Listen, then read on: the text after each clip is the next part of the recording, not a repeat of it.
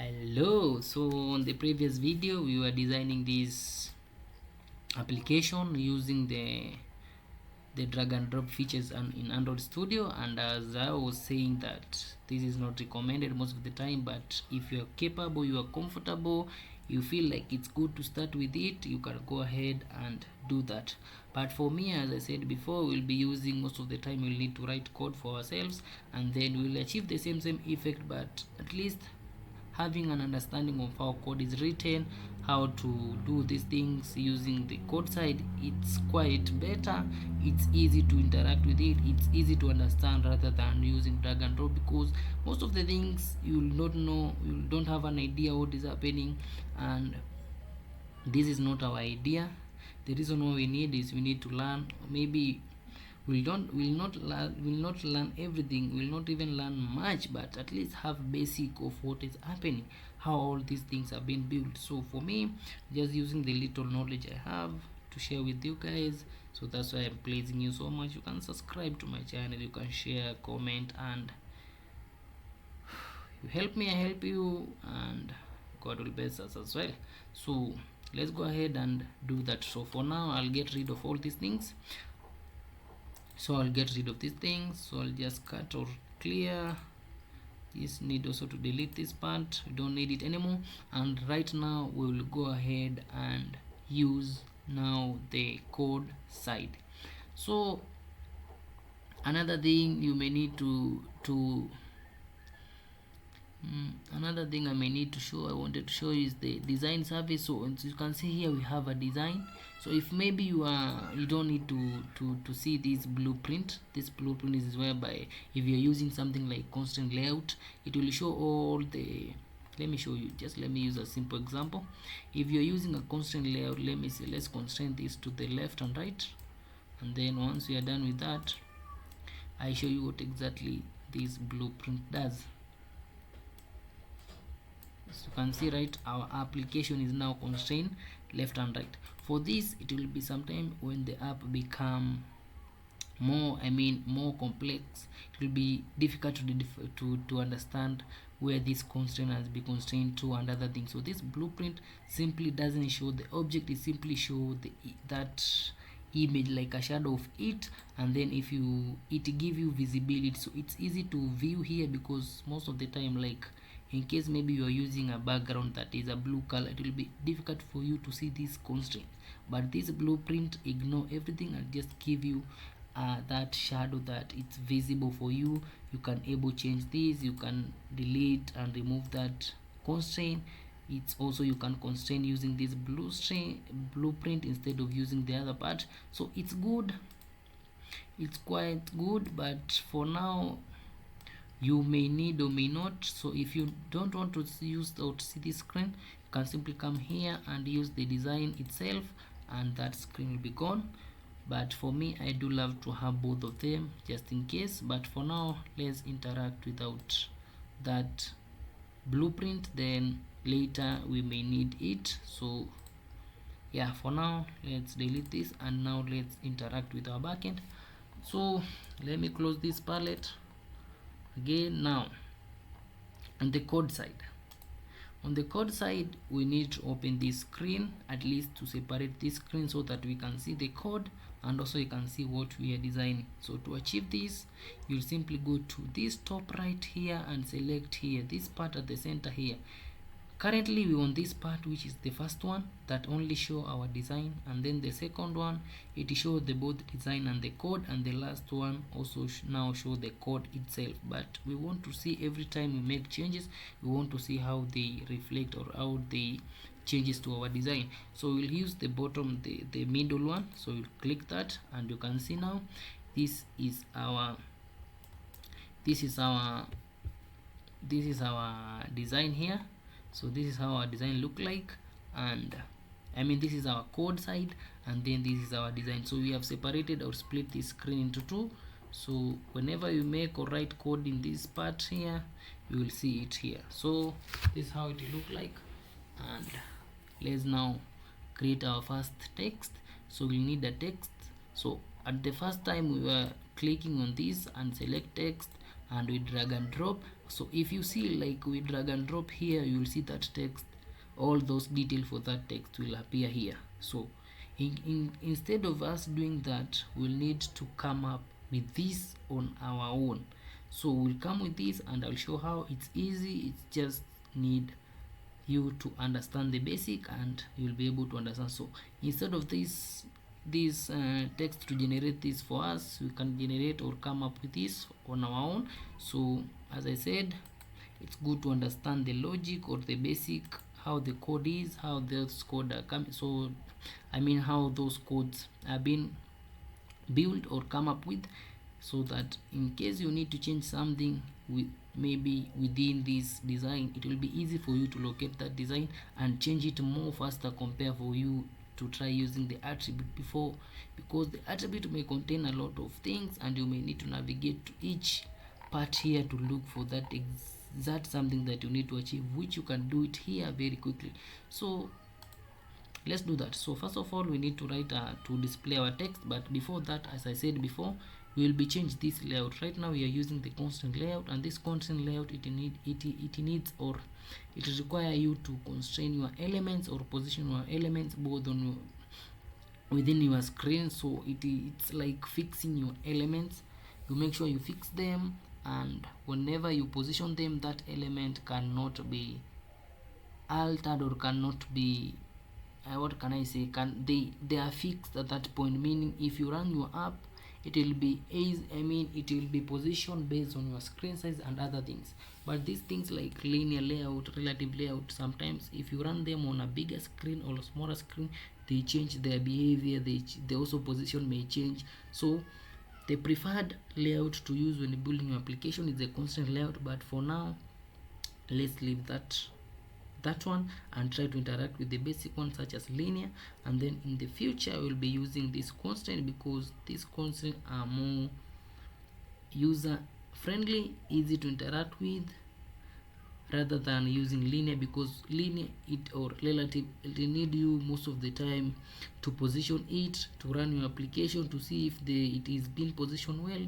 If not, you need to do some adjustment and other things. But with constant, simply need to make sure you define your redesign your element, and once you design that way, whether you run your application or anything, or whether you run it in a small screen or large screen, they will still remain at that fixed point, or they vary based on the screen size. So we have been talking a lot, so let's now have our hello application. So let's go ahead and write our code. So first of all, need to change this layout, and we'll go ahead and select this layout, and we can replace this layout with the linear layout. So simply type linear layout, and you can see the features in Android Studio. We have an autocomplete. So simply you just need to type the word linear or the capital L, and it will display you, and you simply click on enter, and now we have the linear layout. And again, this is a self-closing tag. You can see it is a self-closing tag, but in case, because we'll need to have some element below the inside this linear layout, we can remove this self-closing by remove that slash, and then you simply add that slash, and then you hit tab. Sorry, can undo that slash to close this linear layout. So hit your the arrow on the left, this one, I don't know how we call it, but this tag here, and then you simply hit slash to close this linear layout. Or then another thing you can do, you can simply to just come at this part, and then you simply do it yourself. You can just type here, and then you simply type slash, and it will close it automatic. Then the next thing you need to do, you can see we have an error, this error here, and this error is because we have not specified the orientation. Because when you are using linear layout, you have options like your linear layout can be either horizontal or vertical. So you need to tell Android Studio that I need to use a layout that is vertical. Make sure you arrange our elements in a vertical way, not in a horizontal way. And another thing about linear layout is that elements are being arranged in a sequential manner, whereby one element is being arranged after one another, like you see you have an element, maybe hello world, below that you'll have another element in that order. With the horizontal, or with the linear with an horizontal orientation, element will be arrange in horizontal way. So for now we simply need to have an hello world, so we need to have a linear, an orientation of vertical. So we simply click in any part of the code inside this and make sure it's not outside this arrow. So make sure it's inside but not outside. Don't come here and type here orientation, because it will have no effect. So simply come inside this part and simply type orientation, hit tab and hit vertical. Now that error will be gone like that. So you can see now everything is looking good. Now the next thing we need to add our text. The text will be hello world, and first of all, before that, we need to create that text. As I said before, if you use that text inside here, it doesn't have any effect, but it will increase some bugs on your text, or even try to give you some caution before even you run your application. Let me show how. So let's create another tag here, and this tag, it will be for text view, and then within the text view simply select text view and layout width. Layout width means the width of this screen. As you can see here, from this part to this part, this is the width. You need your text to cover a width of, is it the entire width or the specific width? For a text, it's good to use a wrap content. A wrap content means it only take the length of your text. So if your text is maybe of so let's say 12 words, it will only take the length of 12 words. So it's good to make use of wrap content rather than match parent. Match parent will take the entire screen.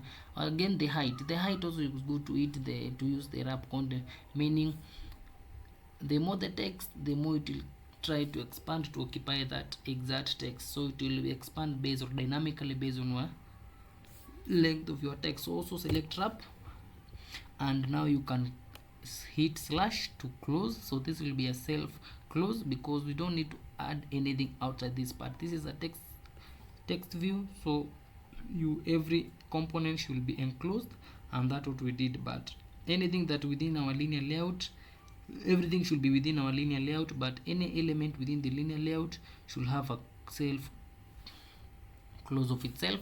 So the next thing we need to add now the text. Right now nothing is displayed here, but once we add our text, you will see that. So let's come here and add our text. Simply type here text like that, and then Android will autocomplete. Simply hit enter and type your text, hello world, like that. So you can see now we have our text here. Our text is displayed here, but here we have this is not an error, but it's like something like a caution, like we just giving a warning that it's not good to use a string, a direct string. Like it's not good to hard coded the string within the element of this component here. It's good to make use of strings. So go to the strings XML file, you create these strings hello world, then you call that string within your design. That's what I was trying to explain earlier. So instead of having this here, we can copy this text here and cut it.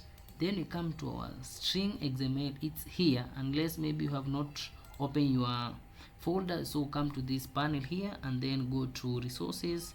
Maybe it's something like, let me say it's starting there. You simply open on app, go to resource file, go direct to your values, then open the string. Then once you open this string file, you can now create another string. So we'll have a string here. So we'll have a string, and this string, it will be of name, let's say hello, and then simply we just use a hello because we need a name that we can recall to use it within our design or within our main XML. So it can be anything of your choice, so feel free to use any name of your choice. Then once you're done with that, we close that, and then we type our text. So I just cut that text before, then I just need to paste it. As you can see, hello world, then you hit Control save, and then we'll go. So for this one has been highlighted because the series one, this is not a perfect word. Like at least you should have something like space. That's why we are seeing it has this, and because we don't have to alter this at the moment, let's just leave the way it is. So Control save, and then back to XML, this part here, and here inside you will use a string. So you simply specify the path.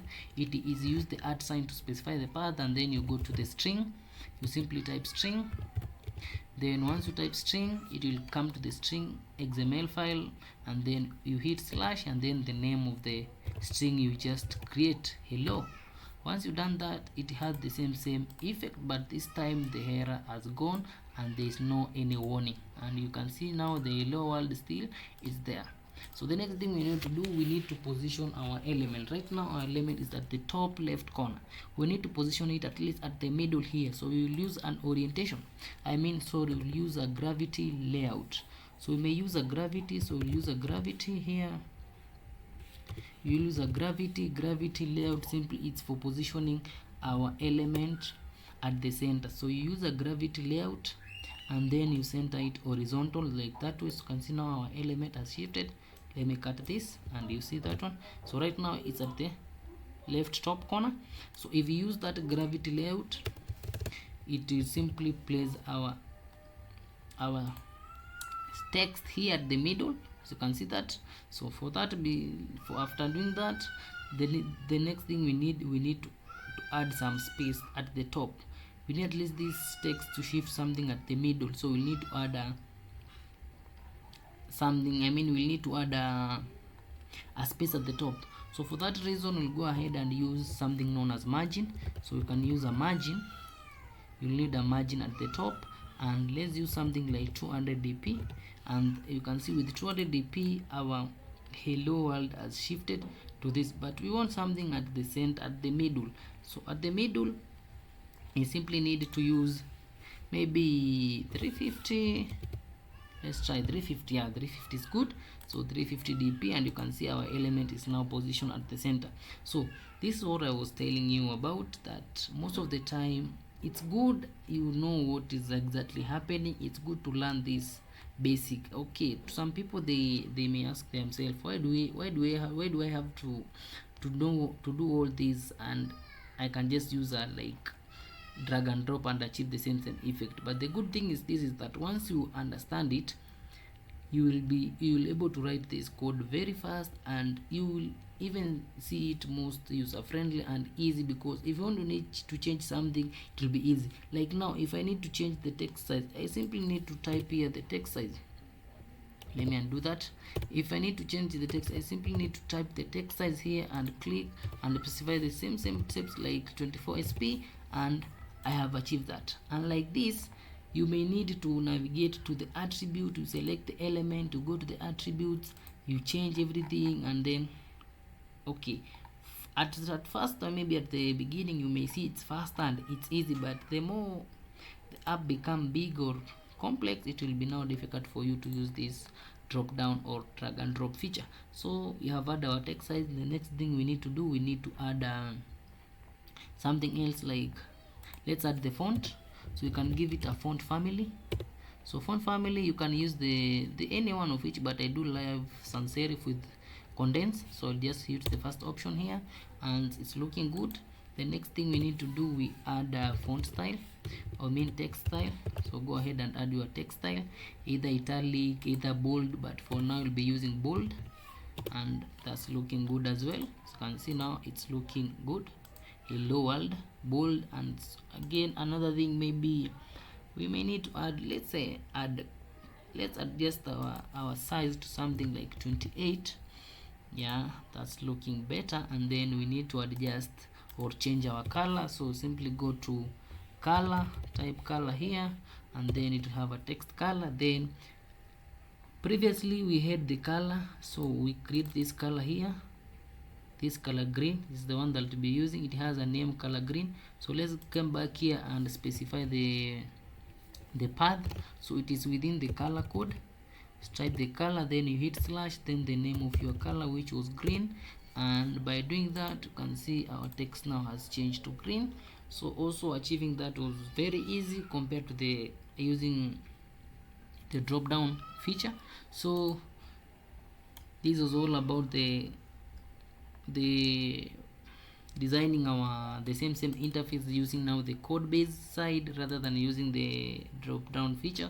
So it's upon you to decide which one do you feel it's more flexible, it's more easy for you. But for me, most of the time I'll be interacting with this code based part a lot, because I do love to try these things, coding it yourself, so that at least you learn it, you learn it easily, and it's easy for you to know what exactly is happening. But if you just try to drag and drop something like this warning, you'll not even understand where they coming from and other things. So like now we have this warning here, and because we have used something that there is this part here that you have not used, it is not needed here, you can get rid of it, because we are using a linear layout, you don't need it. And that, if you save that, that will have gone. And again we see we have another one inatuambia the layout qualifier text view insufficient text color contrast. That's okay, it's telling us to use something more darker, so that when you run this application, user will be able to see this very easily, compared to that right now it's very light, or you can say it's light green, very sharp green. So it's good to use a dark color so that it may be visible for user. So if I change that, that error will be gone, but for me it's fine, it's okay. So these are small warning that you may or may not avoid all of them, but at least make sure the basics one, the required the mandatory ones, you make sure you handle them, but they don't affect your code to run. So we have achieved this.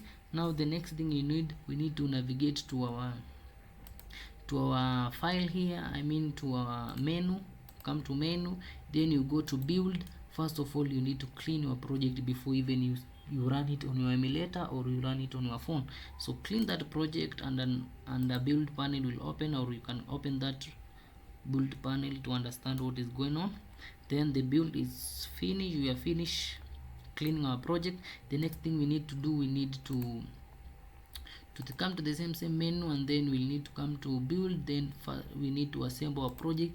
This is building our project before even we run it on our either our end device like phone, or if you're using emulator, before running it, at least to minimize the compilation time, because if we run it directly on your phone, it may need a lot of time to compile, to clean, before even try to install all these resources to all these files to your phone, so that you may see your application. So it's good to make use of, or it's a good behavior for you to either to usually clean and reassemble your project before even running it to your phone or anything.